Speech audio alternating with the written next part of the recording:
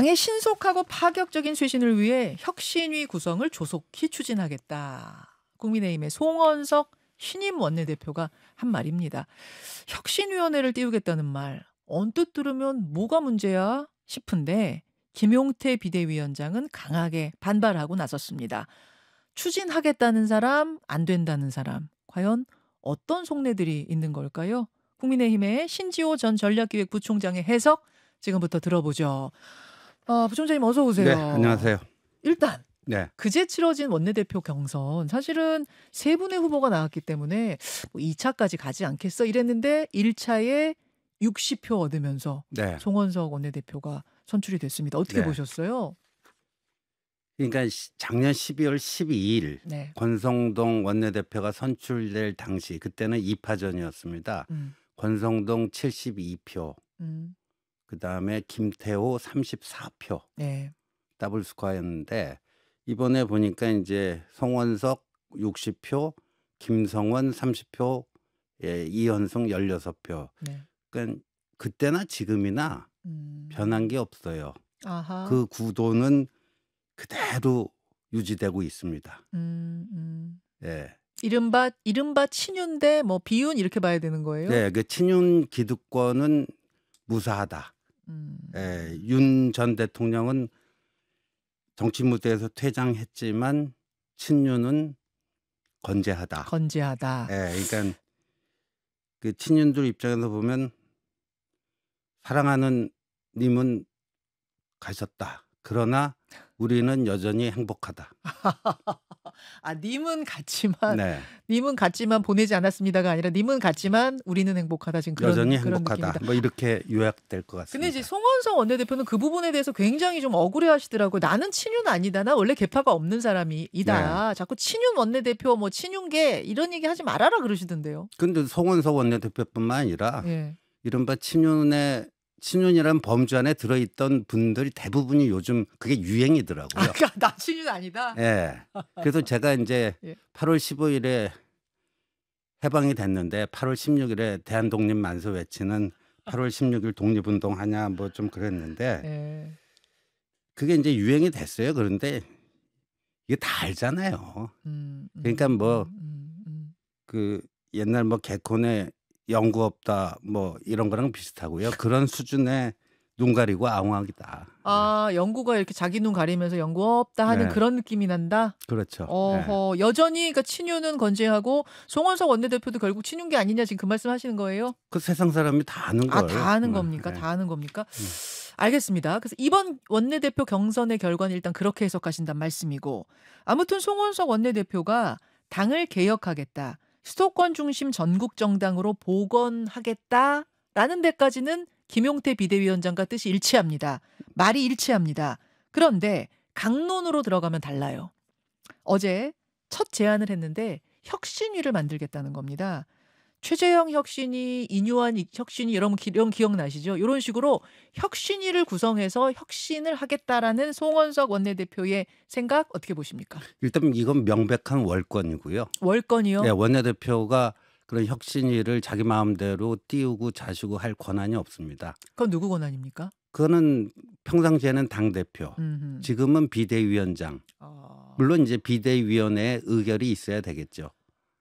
원내대표 권한이 일단 아니다. 예, 그 저희 당의 그 당원 당규를 보면요, 예. 원내대표는 의원총회의 의장입니다. 예. 근데 의원총회를 어떻게 규정하고 있냐면 의원의 최고 의사결정 기구, 그러니까 의원들의 최고 의사결정 기구지 당무를 총괄하는 당대표나 비상대책위원장의 업무를 원내대표가 하라고 하는 조항은 없습니다. 근데 왜 그럼 그거를 신임 원내대표가 모를 리가 없는데 왜? 그만큼 이제 김용태 비대위원장이 우습게 보인다는 얘기겠죠.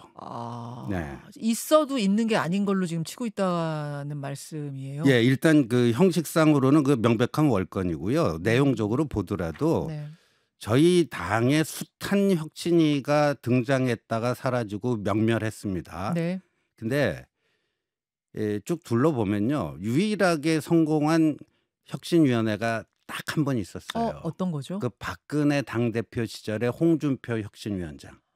홍준표 전 의원이 혁신위원장도 했었던가요? 박근혜 당대표 시절에 예. 2000 그때 왜 천막 당사 이후에 예. 뭐 쇄신과 반성 뭐 이럴 음. 때 음. 근데 그때는 당대표 박근혜 당대표가 전권을 위임했어요. 맞아요. 혁신위에서 안을 제출하면 1.1획도 건드리지 않겠다. 어허. 그래서 당권 대권 분리하고 뭐 하는 그 홍준표 혁신안이 그대로 채택이 됐어요. 예. 그게 거의 유일한 성공 사례입니다. 그게 유일한 성공 사례란 말을 뒤집어 보면 다른 혁신들은 다 안 됐다. 그렇죠. 망했다. 우리 앵커님 저 김무성 당대표 시절에 김문수 혁신위원장 이런 거 기억이 그냥 가물가물하잖아요. 예, 좀 예? 그렇긴 해요. 예. 그렇잖아요. 예. 김문수 당대표 시절에 김문수가 혁신위원장 했거든요. 그거 기억하는 사람이 누가 있나요? 기억 못한다는 건 그만큼 별 볼 일 없었다는 얘기 아닌가요? 아하. 예. 항상 혁신이 출범하면은 이제 칼을 빼들기는 하는데 네. 그게 마무리가 된 적이 거의 없었다. 그렇죠. 그래. 예. 그럼 김용태 비대위원장은 이제 말합니다. 급한 건 당원 여론조사 돌려가지고 내가 제안한 5대 개혁안에 찬반을 묻는 거다. 그것부터 하자. 근데 이제 네. 송원석 원내대표 생각은 그거 하면 또 분열 생긴다. 여론조사 돌리면 또 갈등 생긴다. 지금은 그 상황이 아니다라는 주장이시거든요. 그러니까요. 지금 권성동 의원도 원내대표 퇴임하면서 성찰과 혁신을 키워드로 제시하면서 분열하면 안 된다. 예. 이거잖아요. 예. 근데 지금 국민의힘의 현 상태를 보면요. 네. 암 수술 받아야 되거든요. 그 커다란 종양을 드러내야 돼요. 외과 수술을 해가지고. 근데 분열은 하지 말자. 그건 혁신하지 말자는 얘기거든요. 수술하지 말자는 얘기입니까? 그렇죠. 그러니까 우리가 보통 뭐 창조적 파괴다, 파괴적 혁신이다. 지금 국민의힘에 필요한 거는 네. 파괴적 혁신이에요. 근데 분열하지 말자라는 거는 네. 파괴하지 말자는 거잖아요. 그 혁신하지 말자는 얘기예요. 말장난하고 있는 거예요. 그러니까 혁신을 얘기하면서 분열하지 말자는 것은요. 네. 방점은 분열하지 말자예요. 그러니까 수술을 하려면 이거를 뭐 가위로 째내고 도려내고 네. 뭐 이런 분열의 과정이 필요한데 지금 네. 그거 하지 말자는 말로 들리신다는 그렇죠. 말씀이에요. 예. 아니 찢지 않고도 뭐 어떻게 복강경 수술이나 뭐 이렇게 로봇 수술이나 이렇게 할 방법은 없어요? 지금 없는 상태죠. 예, 없는 상태죠. 지금 암덩어리가 몸에 너무 크게 있다고 보시는 겁니까? 그렇죠. 예. 아. 지금 뭐 그 당원들도 다 느끼고 있는 바고 그렇습니다. 근데 저는 이제 김용태 비대위원장이 이 혁신위를 구성하려면 내가 임기 끝나고 나간 다음에 하라. 그건 뭐 당연한 얘기고요. 그건 당원 당규상 예. 그렇게 할 수밖에 없습니다. 예. 지금 송원석 원내대표 명백한 월권을 하고 있는 거거든요. 근데 제가 좀 김용태 비대위원장에게 아쉬운 거는 네. 원내대표 선거 전에 말이죠. 네. 새 원내대표가 비대위 의결을 통해 자신의 그 5대 개혁안을 당원 여론조사로 이렇게 해준다면은 네. 자기는 물러나겠다. 그런 말. 이게 잘못된 얘기예요. 왜냐하면 본인이 주체지 왜 꽂아 놓은 보릿자루처럼 뭐뭐뭐 해준다면 난 이렇게 하겠다. 그걸 해주는 주체가 원내대표가 아니라니까요. 그 말씀은 지금 당원 여론조사 그냥 본인이 돌려버리면 된단 말이에요. 돌려버리면 되죠. 누구 허락받고 그런 게 아니 지금 저희 없어요? 당원 당규대로 저는 얘기하는 거예요. 제 생각이 아니고 아하. 당원 당규를 해석한 거를 그대로 얘기하는 건데 예. 비대위원들 나머지 비대위원들 그때 권성동 원내대표 사퇴할 때 동반 사퇴한다고 냈잖아요. 예. 그럼 그 거리가 됐잖아요. 예. 그 비대위원장이 임명 권한이 있습니다. 비록 임기는 6월 30일까지라 할지라도 예. 지금 뭐 4명이든 임명하면 돼요. 임명하고 송원석 원내대표 들어왔죠. 거기서 경론을 벌이는 거예요. 아하. 비대위원회에서 예. 당원 여론조사 할까 말까. 예. 그래서 나중에 합의가 이루어지지 않으면 표결하고 땅땅땅 두드리는 거는 김용태지 송원석이 아닙니다.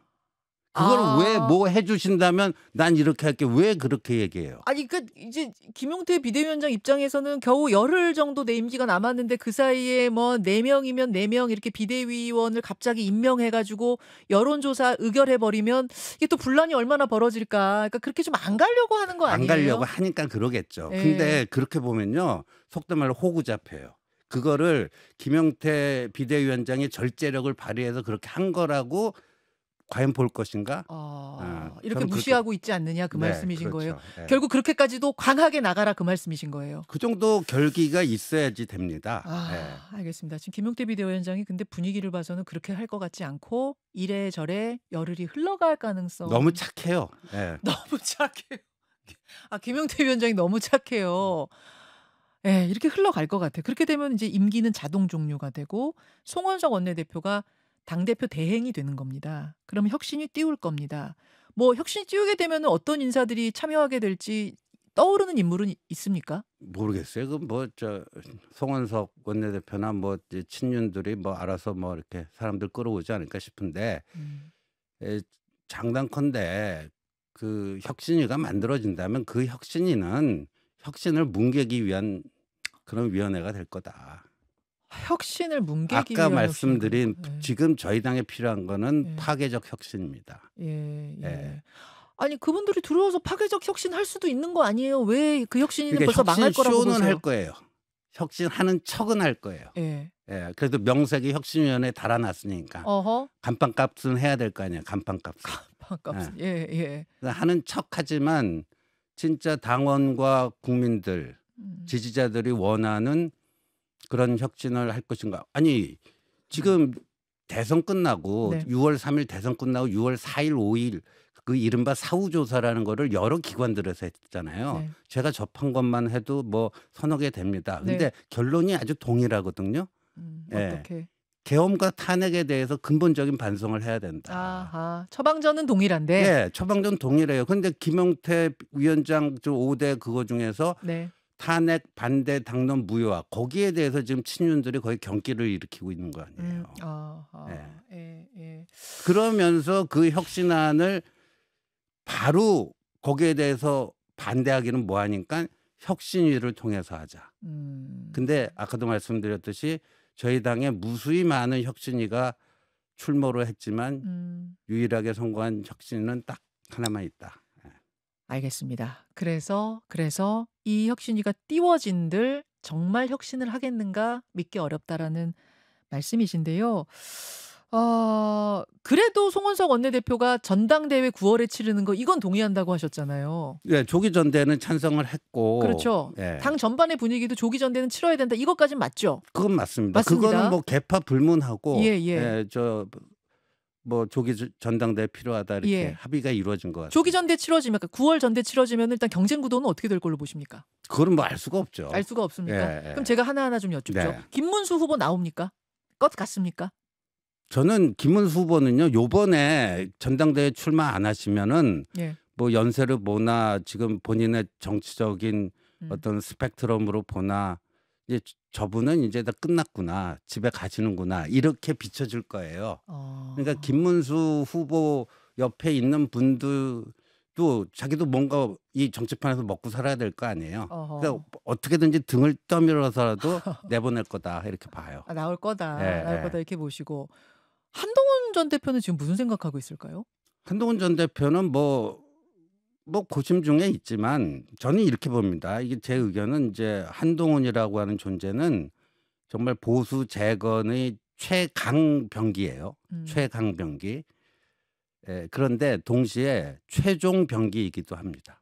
최종병기. 최강이자 최종이다. 예, 그러니까 한동훈이 무너지면 예. 그 마지막 보루예요.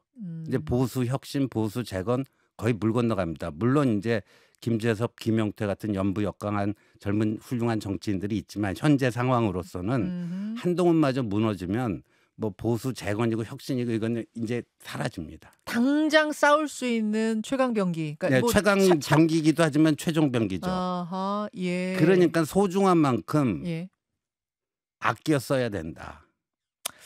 아껴 써야 된다는 말에 지금 힘을 팍 주셨어요. 그 말씀은 전당대회 아끼고 전당대회에선 좀 아끼고 재보궐선거 이런 거 있을 때 나가가지고 일단 배지부터 좀 달아서 목소리 키워야 되는 거 아니야? 이런 생각 하시는 거예요, 개인적으로는? 아니 그 뭐 보궐선거가 어디 발생할지도 모르니까 그건 모르겠어요. 네. 그건 모르겠지만 네.